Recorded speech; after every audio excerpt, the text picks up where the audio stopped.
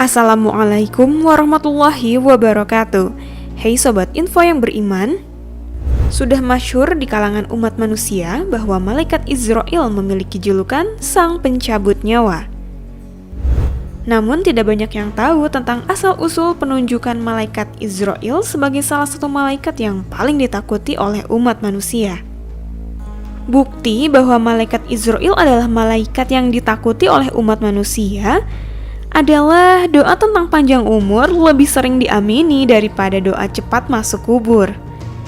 Alasan Allah memilih malaikat Israil sebagai malaikat maut adalah kisah tentang tugas mengambil segenggam tanah di bumi untuk membentuk tubuh Nabi Adam. Kisah ini diceritakan oleh Jalaluddin Rumi dalam kitabnya yang bertajuk Al-Matsnawi. Berikut kisah lengkapnya. Namun sebelum itu, silahkan subscribe dulu dan nyalakan lonceng notifikasi agar bersama kami berbagi info video terbaru. Setelah menciptakan langit dan bumi, sang pemilik semesta ingin menjadikan seorang khalifah, yaitu pemimpin. Dalam hal ini berarti manusia di bumi. Khalifah tersebut memiliki asal penciptaan yang berbeda dari ciptaan-ciptaan sebelumnya.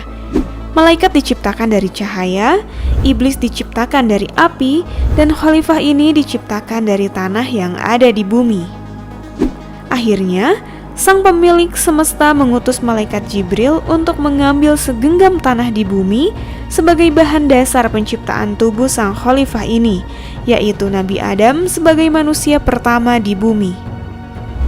Malaikat Jibril segera menjalankan perintah dari sang pemilik semesta dengan cara bergegas turun ke bumi. Setelah sampai di bumi dan mengutarakan maksud kedatangannya kepada bumi, malaikat Jibril mendapatkan protes dari bumi. Alasan bumi melakukan protes adalah rasa khawatir terhadap manusia yang hendak diciptakan. Bumi khawatir jika kelak manusia justru akan mendurhakai sang pencipta dan membawa kutukan terhadap bumi. Selain protes, bumi juga memuji malaikat Jibril sebagai malaikat yang paling utama di hari akhir di antara para malaikat-malaikat yang lain.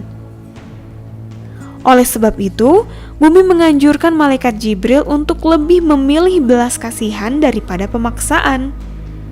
Akhirnya malaikat Jibril kembali ke hadapan sang pencipta dengan tangan kosong.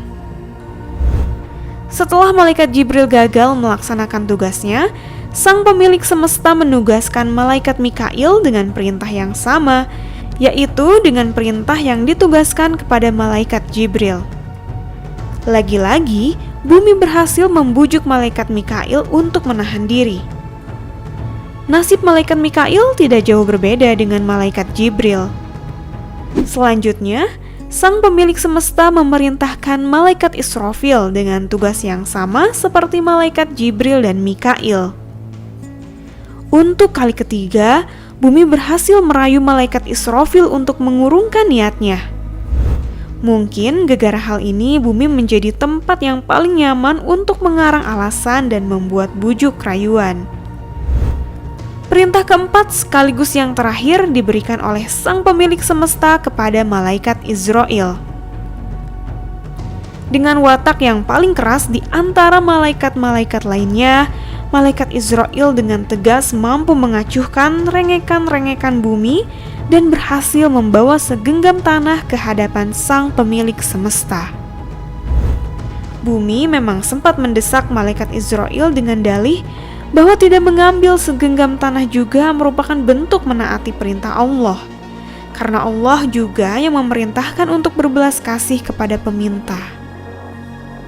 Malaikat Israil berhasil mengacuhkan dalih bumi dengan mengatakan bahwa tidak diperkenankan mencari celah melalui pertimbangan analogi atau kias untuk ketentuan yang sudah jelas dan pasti atau qat'i. Sebab ketegasan inilah Allah memilih malaikat Israil sebagai malaikat maut atau pencabut nyawa. Malaikat kematian tidak boleh berbelas kasih terhadap makhluk yang hendak dicabut ruhnya. Ketegasan tersebut adalah representasi dari ayat ketika telah tiba masanya, yaitu ajal atau kematian, tidak bisa diundur walau sesaat dan juga tidak bisa dimajukan. Nah, itu dia Sobat Info Beriman, asal-usul dari malaikat Izrail sang pencabut nyawa. Sudah siapkah bertatap dengan malaikat kematian? Semoga kita termasuk orang-orang yang senantiasa mempersiapkan kematian dengan sebaik-baik persiapan. Wallahu a'lam bishawab. Wassalamualaikum warahmatullahi wabarakatuh.